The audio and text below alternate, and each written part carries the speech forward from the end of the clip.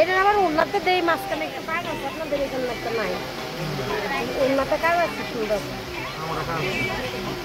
ঢাকা শহরে কেনাকাটার উত্তম মার্কেট হচ্ছে Gausia new market elephant road. তো আজকে আমি চলে যাচ্ছি রাত্রে 10টায় গাউসিয়া মার্কেটে এবং নিউ মার্কেট সহ আরও বেশ কয়েকটি মার্কেটে যাব। সেখানে কি পরিস্থিতি আপনাদেরকে এই ভিডিওতে দেখানোর চেষ্টা করব, মানুষের জনসংখ্যা কেমন এবং রেট কত।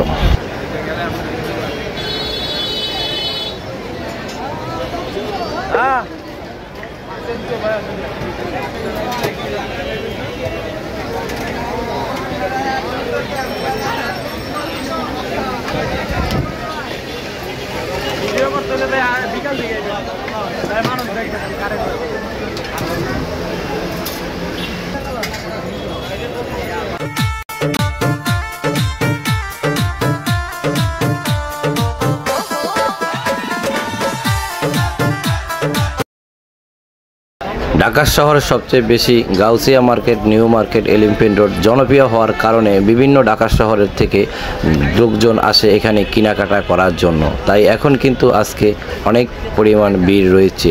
অনেকে বলেছেন এখানে যে পরিমাণ ভিড় আজকে দেখা গেছে তার চেয়ে আরও বেশি ভিড় দেখা যায় জুমার দিন আসলে। আর এই মার্কেটে আপনার সাধ্যমতো আপনি কিনতে পারবেন, সব কিছু রেট দেওয়া থাকে, অল্প দাম থেকে অনেক দাম বেশি পর্যন্ত এখানে রেট দেওয়া থাকে। তাই বিভিন্ন জায়গা থেকে মানুষ এখানে ছুটে আসে, এমন কোনো কিছু বাদ যাবে না এই মার্কেটে আপনি পাবেন না। জামা কাপড়, 3 পিস, বাচ্চাদের জামা, জুতা এবং আপনার বড় শার্ট, প্যান্ট, পাঞ্জাবি ইত্যাদি ইত্যাদি ইত্যাদি নানান বিষয় সব কিছু এখান থেকে পাবেন এবং আপনার স্বার্থ অনুযায়ী আপনি এখান থেকে কিনে নিতে পারবেন, কারণ তারা এখানে সব রকমের কালেকশন তাদের কাছে আছে।